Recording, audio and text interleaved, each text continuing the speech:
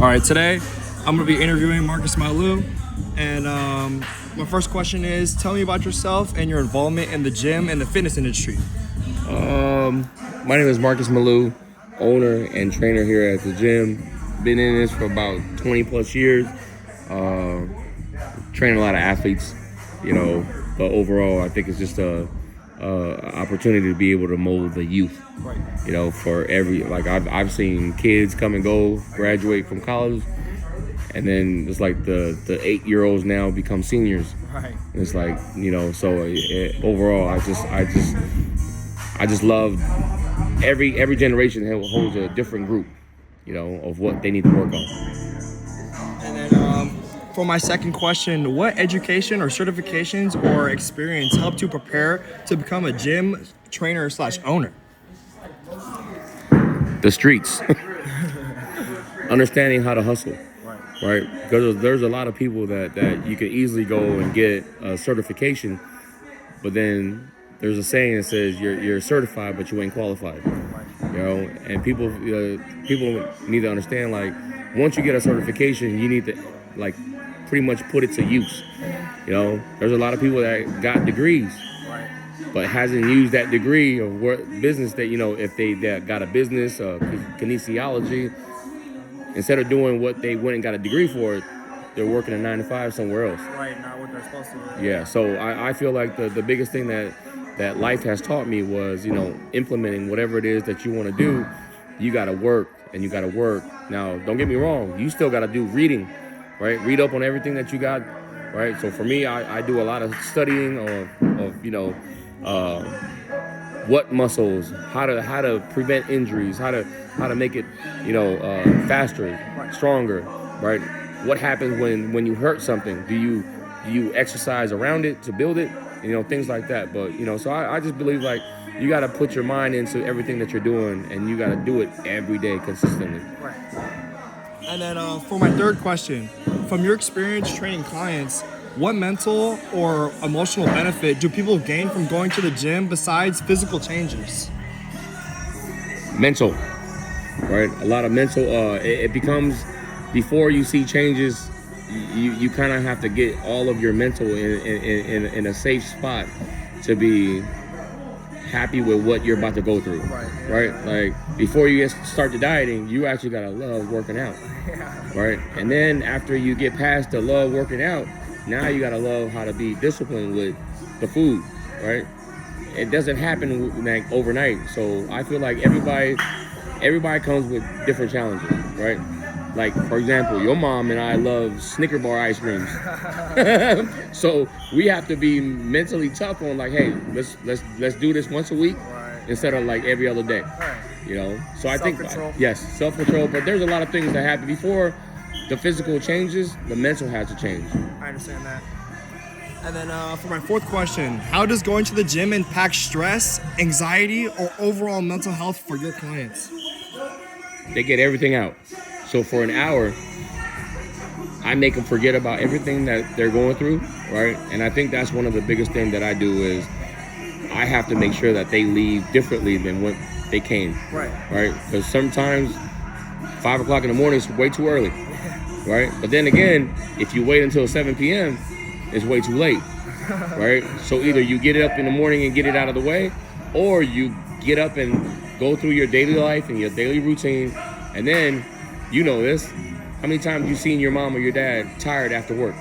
Every day. Yeah. So you expect to work out like that? See, so it's everything has its challenges. Right. So I believe that, my job is to make sure that they when I know they come in sluggish and they're fighting, I just whoop them up in here, right? And then they leave like, okay, I needed that. Right. I've heard a lot of my clients, I needed that. Right.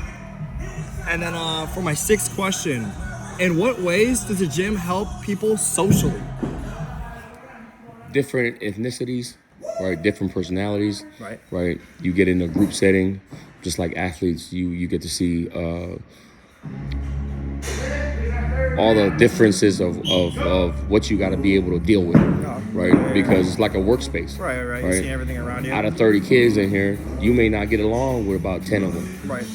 But the gym allows you to do, work together, right? Yeah. And just in passing, just saying, hey, how you doing? yo, you know, and then it becomes, now they're all like buddies after 2 or 3 weeks, Right. bro. So I believe the gym is a way of kind of like breaking the ice of, you know, different people, different ethnicities, right, and personalities. Breaking the ice. Yup. And then for my 7th question, based on your experience, how does regular exercise affect your daily outside life, like work or relationships? I think there's something about sweating, right? I feel like, I call it, when you sweating, you're sweating out not just the toxins, but toxins of whatever you're going through. People, problems, Stress. right? Stress. You got to get it out, right? Because it's kind of like there's a cup that's loaded with stress, Right. and you got to be able to pour that cup out. Because if you don't pour that cup out, now it consumes you. Yeah. Now you're tense, right? Now you're angry, right? It's like you become a very unhappy person, Right. you know. So that's like the biggest thing for me is, you know, I feel that way. I also see this the same way my clients feel. It's kind of like it's a stress reliever. Right. You know? I understand that. Yeah. And then for my 8th question, what are some common mistakes beginners make when they first start off in the gym? They don't understand it's a marathon. So they think everything is sprint. They go cold turkey with sugar, right? No sugar, no carbs.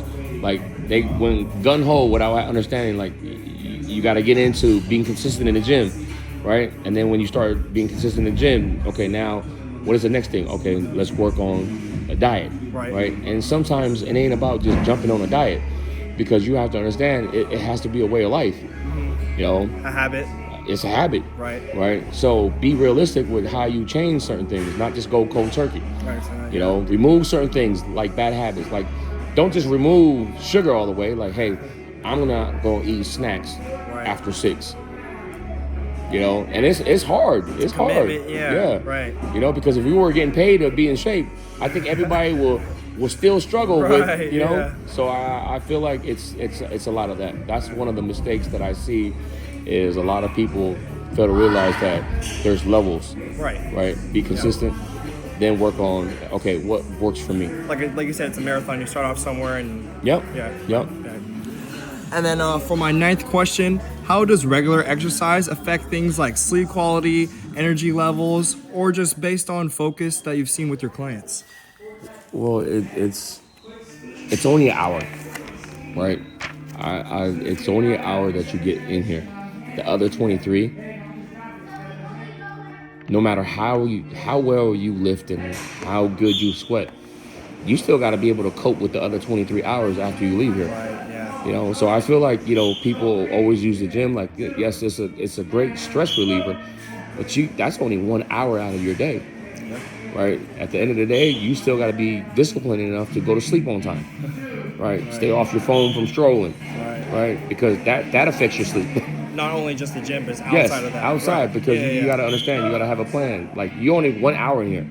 Like, you know, and people fail to realize, like, that's why when you plan your eating, like, it counts towards a lot because it's outside. Yes, because you're eating about 6 meals, right? And if you go 2 hours over, like that's 2 hours, 2 hours, 2 hours, 2 hours. Right. 6 meals, that's 12 hours. Right? So 12 hours of you being committed to your eating is going to help. The 1 hour in the gym is just the extra of making sure that, you know, Right. You know. I understand that. And then for my 10th and final question, is there anything else that I haven't asked you that is important for the people to understand the benefits of going to the gym? I think the biggest thing is couples, right? I've seen it to where one is in their journey and they never have their partner along with the journey. Like a friend? Husband, wife. I'm speaking about couples, right? Okay. Friend ain't that, but I've seen marriages either grow apart because one got in shape and the other didn't. I've seen that too. Yes. Yeah. So I feel like the biggest thing I see, and I always encourage the women to do, is when they come to me, hey, when you're on this, bring your husband, because at the end of the day, it's gonna be something where you're both gonna benefit. Right? Because the one thing the partner doesn't want to feel like off page, or like, wow, you getting fine again, like when we first met 15 years ago, and here I go looking like Oompa Loompa. So now the partner is going to make it harder for you to stay on your journey. Right. Yeah. Right? And it's vice versa, men and women, right? But I always see the women because I always deal with 90% of women, right? And I always tell them, hey, make sure you bring your husband or your boyfriend along with this journey because they can either make it or break it. Right. I understand that. And that goes into, because now it just stems into arguments. Yeah, that's stress.